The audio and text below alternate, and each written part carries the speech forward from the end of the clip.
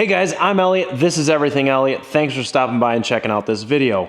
This video is not going to be an action-packed, thrilling, I don't even know, suspenseful maybe. It's not any of those things.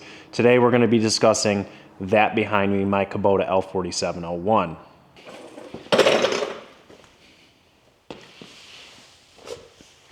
This is my Kubota L4701. It's been a great tractor. I really haven't had any issues with it besides the major one I just have. And if you're not a follower of my channel and this is your first time here, thanks for stopping by. In September, I think it was like September 10th, I was using this tractor and I was out in my backwoods forestry mulching.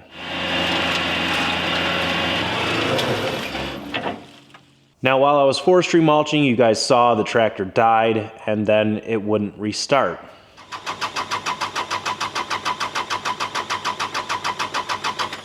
So then I had to get an even bigger tractor and pull this thing out of the woods.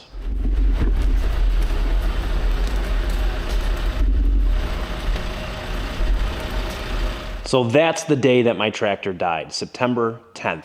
And this tractor is too valuable a piece of equipment to let just sit and leave and not work, right? I have to get it fixed. But before we get into all that, I'd like to give you a little backstory on this tractor so you have a better idea of what's going on with it and how this happened. So I purchased this tractor in, I think it was like July of 2018. And I'm not the original owner of this. I actually bought this secondhand. I didn't buy it from a dealer and I didn't buy it used from a dealer. I actually bought it at auction. Now I got a really good deal on it. It was basically brand new when I bought it. It wasn't basically brand new. It was like 2.5 years old-ish, but it only had 100 hours on it. So it was basically brand new. And I think this is where some of my problem comes into play. Kubota does not know that I own this tractor. This tractor doesn't go in for service. I service it myself. It doesn't go to the dealer for anything. As far as Kubota knows, the previous owner still owns it. So now that you have some backstory on how the tractor came to be mine, I feel like we can go into the story of the day that my tractor died. It turned off, it wouldn't start. I even put a new battery in it because, well, what else are you gonna do? I eventually called my local Kubota dealership and I said, hey, I've got an L4701. The thing's dead, it won't start. It's got a bunch of codes. I need it fixed. I can't read the codes because, well, I'm not a Kubota tech. Can you send a service truck out? So my local dealer gladly sent a service truck out and the technician that came out did technician things and he said, hey, you've got a bad ECM. You need a new ECM. That's it. That's all that can be said. You need a new ECM. And I said, wow, that sounds expensive. So the technician left and I think it was the next day the dealership called me, the nice lady at the desk, and she said, hey, our tech told you you need a new ECM. How do you want to move forward? And I said to her, well, I'm not going to have this thing sit here and be a pile of scrap. Let's get the ECM ordered. And that evening, just like any reasonable human being would do, I took to the internet and I was doing some research. So I went on Facebook and I belong to a couple Kubota forums and I posted in those forums, I said, hey, here's my issues and here's what's happening. Have you guys ever seen this before? And the response I got was pretty impressive. There were a lot of people that responded, to include a lot of Kubota techs. And that's how I found out about the recall. So the techs were super helpful. One of them actually private messaged me on Facebook and he said, hey, send me your serial number. I'll run it through the system and let's see what's going on. And within 5 minutes, he messaged me back and he sent me a snapshot of my tractor, which you'll see now, with the warranties it came with, the date of purchase, which, if I remember correctly off the top of my head, was March 2015. And he also sent me recall information. So I'm going to try to explain this recall as best as I can. Now, I am not an electrical engineer and I don't have a degree in electrical engineering or have anything to do with producing ECMs, but to the best of my understanding, there was something wrong with these ECMs that when they produced them, I don't know what happened. And this might be a very, very dumbed down version of what goes on inside the ECM. But to my understanding, when the ECM saw low voltage, let's just use easy numbers. Let's say it sees less than 5 volts, it actually fried the ECM. Like I said, that is just my basic understanding. So if that's not exactly correct, don't kill me in the comments. But that's what I was told was happening. Basically, the ECM saw low voltage and it just fried itself. It self-destructed. And Kubota actually saw this as a problem. That's why they issued the recall. This tractor was part of a recall that said, hey, let's put a new ECM in them. The problem with this recall is it had a sunset date. Now, if you don't know what a sunset date is, it basically means it expires. So, in this particular case, the recall expired 8 years after purchase. Original purchase date of the tractor, which we had discussed earlier, was in March of 2015 or so. Now, circling back to the beginning of this whole story, Kubota doesn't know that I own this tractor. I never got any recall information in the mail. The previous owner probably got that recall information, probably crumpled it up, threw it in the garbage, and said, I don't own that tractor anymore. Now, I'm not mad at Kubota for not knowing that I own this tractor. It's not their fault. How would they ever know? I don't take it in to service it. I guess you could say some blame is on me for that. The problem I have with Kubota on this one is that it has a sunset date on the recall. As if the ECM one day is magically going to fix itself. 8 years after purchase, the ECM says, you know what? I'm fixed now. I will no longer fry myself if I see 5 volts of power. Now, I've worked on lots of heavy equipment, lots of vehicles, and I've dealt with a lot of recalls in my life. On something like this, there shouldn't be a sunset date on a recall. Who would do that? As if the ECM would fix itself. That's absurd to think that. And yes, I am a little frustrated because we're going to talk about the money very shortly here. But if you owned this tractor and it had a recall and you were outside of the recall date, would you say to yourself, I think my tractor fixed itself now?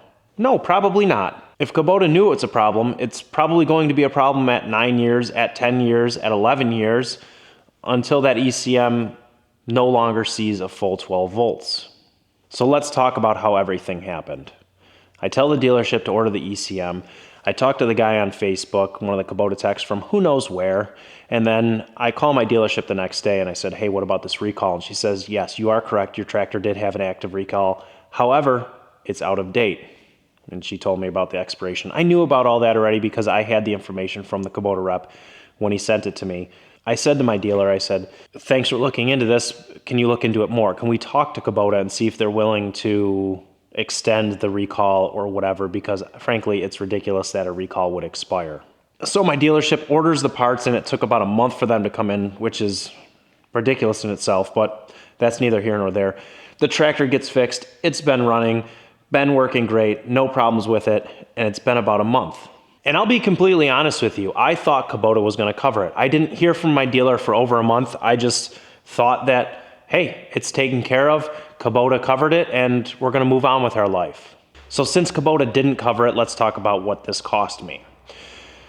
Originally, when I talked to the dealership, they said the ECM is going to be $2,500, and I had 2 service truck visits. One to diagnose it, and then the second one to install it. So I'm thinking to myself, well, I'm gonna be $3,000 into this, at least. $2,500 for the part, and another maybe $500 for service fees. That lingering cost has been on my mind for the past month, and that's a very unexpected call to get. Now, obviously, I thought it was covered, so I haven't been expecting that call. But today, I got a call from my dealership. My dealership said to me, hey, we finally heard back from Kubota Corporate, somebody that actually works for Kubota. And they're not covering it. You have to pay for it. And I wasn't mad at my dealer. I'm not mad at my dealer. Still go there for my fluids and filters, everything I need. I got no issues with them. They're just doing what they were told from Big Kubota. And the lady on the phone was very nice. She understood the situation I was in and what was going on. She's been dealing with me from the start. And she said, hey, I know I gave you some prices in the beginning, so let's talk about that. Apparently she got the dealership owner or management, whoever involved, and they ended up cutting me a deal, which I'm very grateful for. And I'm gonna leave the dealership's name because if you're in the Western New York area, I highly recommend them. They ended up cutting me a deal and making me only pay $2,300. It was like $2,375 or something like that, which is less than what they originally told me just the part was. So I don't know what kind of discount they gave me or how they worked it, but they did me a favor. and I'm really appreciative of that. So if you are in the Western New York area, could not recommend Monroe Tractor enough. Give them a shout. They'll take care of you. Now this video might seem like it's a rant against Kubota. This is a great tractor. I love this tractor. I don't have a problem with the tractor or the product that they make. I think they make a great product. The issue I have is the fact that they put an expiration date on recalls. If a company issues a recall, don't you guys think that it should be covered for the lifetime of the unit? I mean, when you have a vehicle and there's a safety recall or whatever type of recall, it's generally for the lifetime of the unit. If an ECM goes bad, it should be covered. It's a major component of the tractor that they found they had a manufacturing flaw with. There should be no questions or anything like that. It should just, yeah, bring it in, let's get it fixed. So that's the end of my rant on my Kubota tractor, and realistically, the only reason I made this video is I've had so many comments from people saying, what's going on with your tractor? We knew it broke. What happened? What was the end result? And that is this video. So if you've made it this far, I really appreciate you guys watching. Again, I love my tractor. I don't have as much faith in the Kubota name itself anymore, though. I'm really disappointed in them, and hopefully this inspires some sort of change. It probably won't because I am a nobody, but at least you can be armed with the knowledge going forth when making a decision on what type of tractor to purchase. Thanks for watching, guys. I hope you'd enjoyed. Make sure you share this with a friend that owns a Kubota, or just share it with anybody. I mean, anybody that's into tractors. You got a buddy that says John Deere's better? Send them this. Arm them with something. Appreciate you guys watching. If you are interested in seeing this tractor work, mini excavator, a lot of shop stuff, hit that like button, hit that subscribe button, and I'll catch you on the next one.